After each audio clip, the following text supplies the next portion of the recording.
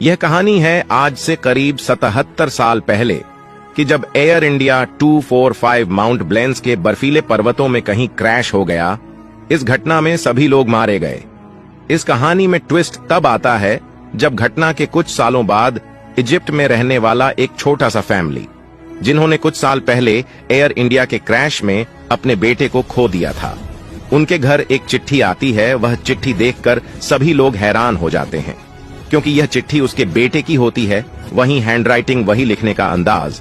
लेकिन आखिर कैसे उसका बेटा तो सालों पहले प्लेन क्रैश में मर चुका था। इन चिट्ठियों का सिलसिला यहीं पर नहीं रुकता, एक के बाद एक कई सारी चिट्ठियां आने लगी, मानो उसका बेटा उन बर्फीली वादियों में अब भी कहीं जिंदा हो। आखिर क्या थी पूरी कहानी? कैसे मरने के बाद भी उसके घर में उसके बेटे की चिट्ठियां आ रही थीं? आखिर कैसे क्रैश हो गया एयर इंडिया 245? जानेंगे इन सभी सवालों के जवाब आज के इस वीडियो में। 13 नवंबर 1950 यानी कि आज से करीब 72 साल पहले एयर इंडिया फ्लाइट 245 सहार इंटरनेशनल एयरपोर्ट मुंबई से उड़ान भरा। अब यह सहार एयरपोर्ट कहाँ है? दरअसल यह एयरपोर्ट मुंबई में हुआ करता था। 1999 में इस एयरपोर्ट के नाम को बदलकर छत्रपति शिवाजी महाराज इंटरनेशनल एयरपोर्ट रख दिया गया। इसी तरह 1995 में बॉम्बे का नाम चेंज करके मुंबई कर दिया गया। खैर, यह प्लेन सहार एयरपोर्ट से उड़ान भरा। प्लेन में 40 पैसेंजर्स और 8 क्रू मेंबर मौजूद थे। ये एक बेहद ही लंबी फ्लाइट थी।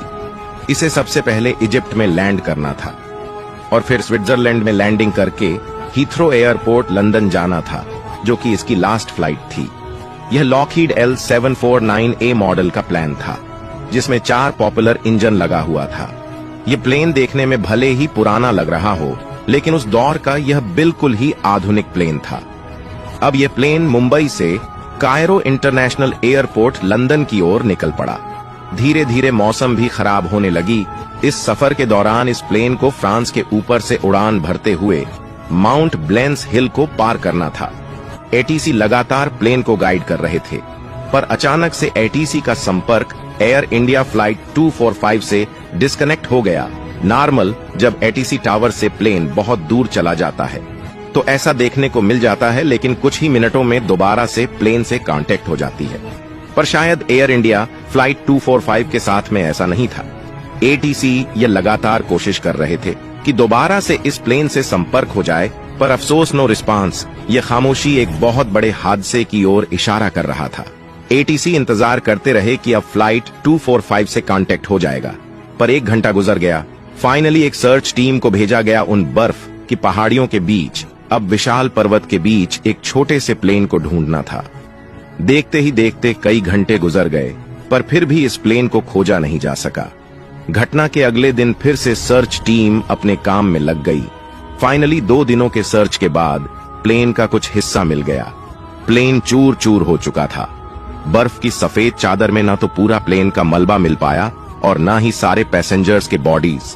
सब कुछ बर्फ में दफन हो गया हमेशा हमेशा के लिए। यह हादसा आखिर क्यों हुआ, इसका पुख्ता सबूत हमारे पास भी नहीं है। और 1950 के दशक में हम इतने एडवांस भी नहीं थे। पायलट ने आखिरी वक्त में भी ATC को किसी भी तरह का टेक्निकल फेलियर, मैकेनिकल फेलियर या किसी भी तरह का मीडिया या इमरजेंसी कॉल नहीं किया था। इससे हम यह अंदाजा लगा सकते हैं कि प्लेन में कोई भी खराबी नहीं रही होगी। हाँ, लेकिन यह बात तो साफ थी कि मौसम के खराब था। प्लेन करीब 15,340 फीट ऊपर हिल से टकराया। अगर प्लेन में कोई टेक्निकल खराबी नहीं थी तो यह आराम से उस हिल को पार कर सकता था, लेकिन ऐसा नहीं हुआ। तो आखिर हो क्या सकता है? यहाँ पर सबसे बड़ी पॉसिबिलिटी यह है कि प्लेन डगमगाते हुए नीचे हिल की तरफ नहीं आया, बल्कि यह पहले से ही हिल की ऊंचाई पर उड़ रहा था। लेकिन पायलट इस बात से अनजान थे। उन्हें लग रहा होगा कि हम पर्वतों के ऊपर से उड़ रहे हैं। चारों तरफ बादल होने की वजह से पायलट आगे की ओर से आने वाले हिल को नहीं देख पाया होगा।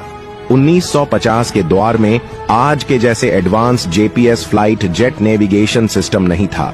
उन दिनों माउंट ब्लेंस में अल्टीमीटर का इस्तेमाल करके प्लेन के ऊंचाई का पता लगाया जाता था, पर खराब मौसम और उबड़ खाबड़ पर्वतों के बीच यह अल्टीमीटर फॉल्स रेटिंग देने लगता है और बादलों के बीच सफेद बर्फीला पर्वत आसानी से दिखाई नहीं देता, और जब तक यह दिखाई देता है तब तक बहुत देर हो चुकी होती है। हो सकता है एयर इंडिया फ्लाइट 245 के साथ भी ऐसा ही हुआ हो। आज भी प्लेन माउंट ब्लेंस हिल के ऊपर से उड़ान भरते हैं, लेकिन आज के दौर में ऐसे हादसे देखने को नहीं मिलता, क्योंकि आज primary surveillance radar, secondary surveillance radar GPS और ढेर सारे सैटेलाइट्स लगातार प्लेन पर नजर बनाए रखते हैं। लेकिन प्लेन में लगा वेदर रडार एक्यूरेसी से सारा इंफॉर्मेशन पायलट को प्रोवाइड कराता है। इतने सारे सटीक जानकारी के बाद ऐसे हादसों का होना ऑलमोस्ट इम्पॉसिबल है।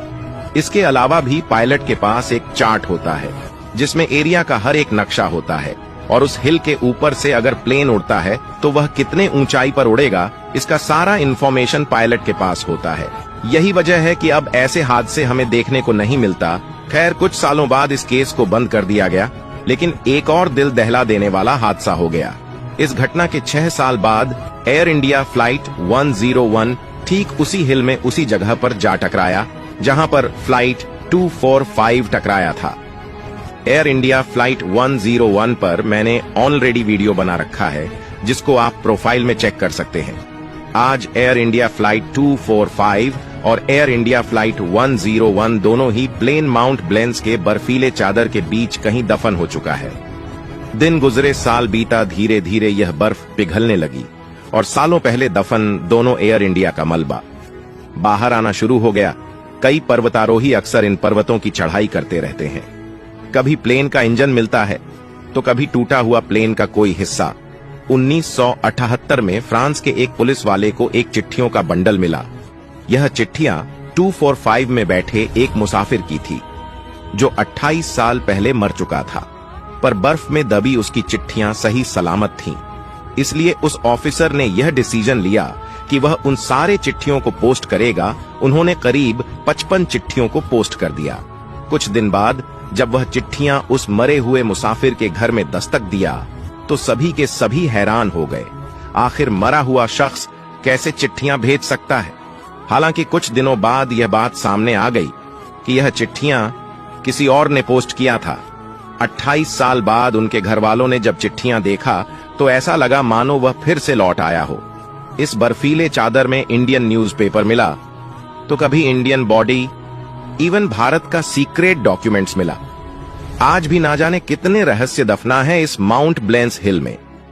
शायद आने वाले कल में हमें और भी एयर इंडिया की कुछ यादें देखने को मिल जाए।